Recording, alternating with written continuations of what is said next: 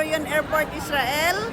Ihahatid namin si Ma'am Annalisa dahil flight na nila pabalik ng Milan. Ayan, si Palanggao may dalang malita. Hello guys! Ito po yung kasama ko sa airport, Ben Gurion Airport, Israel. Ihahatid namin si Ma'am Annalisa dahil flight na nila pabalik ng Milan. Ayan, si Palanggao may dalang malita na sabi niya gusto din daw niyang mag-flight. Samantalang kaka-flight lang nung ano, kailan ba yun? July. Ayan. Okay, so anong masasabi mo sa Israel?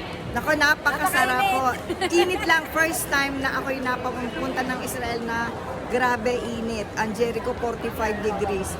Pero the rest ay napakaganda po. At babalik ulit ako. Babalik ulit. Hindi pwedeng hindi. Yan. Babalik-balik dito. Dahil marami na ang nakaprenote. Ibig sabihin may mga gusto na rin pumunta dito sa Israel. May mga hindi kasi nakahabol. Kaya sila sa second batch. May second batch pa ito. Ayan, kita nyo. Hindi nakaabot. Guys, ngayon kasi, itong buwan na ito ay buwan ng bakasyon ng mga bata sa school. So, ang mga tao dito sa Israel, lumalabas sila dito sa Israel kasi summer dito. So, walang pasok ang mga eskwela. So, ang mga taga dito ay lumalabas dito sa Israel, nag-a-abroad din sila. Kung makikita nyo, ang dami-daming tao. Oh. Kasi, nandito po kami sa departures area. Ayan. Ayan, ito po yung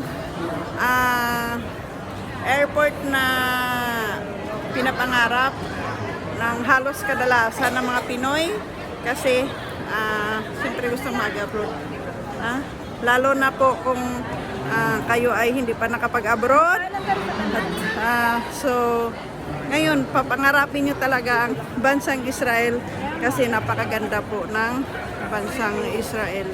Hindi lang po sa sahod, kundi sa mga ugali po ng mga tao at mabait po sila at ang pagtrato ng gobyerno sa mga foreign workers. Ipakita ko sa inyo kung gaano kadaming mga tao ngayon at pasahero dito sa Israel na gustong lumabas dito at gustong mag-abroad sila. Ayan. Ganyan kadami ang tao ngayon dito sa airport, Ben Gurion Airport. Ayan. Ang daming pasahero. So, ang mga kasama ni ayun, nakaupo na po doon sa unahan. Yung mga kasama ni Ma'am Annalisa. Ayan, naghihintay na po sila para sa flight nila. So, yun lang po guys.